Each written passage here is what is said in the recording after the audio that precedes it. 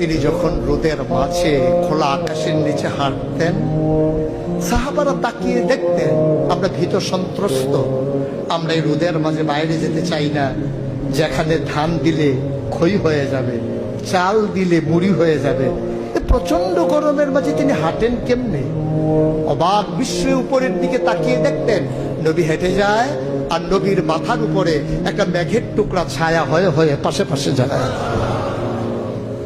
এবড়ো থেবড়ো পাথরগুলোর উপর দিয়ে আমার নবী যখন হাঁটতেন, পাথরের কোনা বের হওয়া পাথরে সবাই হাঁটতে ভয় পেতেন, অথচ নবী সেই এবড়ো থেবড়ো পাথরের উপর দিয়ে হেঁটে যেতেন।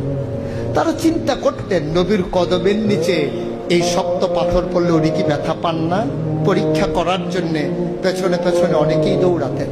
দৌড়ে দৌড়ে নবীর কদম মুবারকের নিচে যে পাথর পড়ে গিয়েছিল ওরা হাতে তুলে দেখতেন নবীর কদমের সম্মানে শক্ত পাথর তুলার মতো নরম হয়ে গেছে।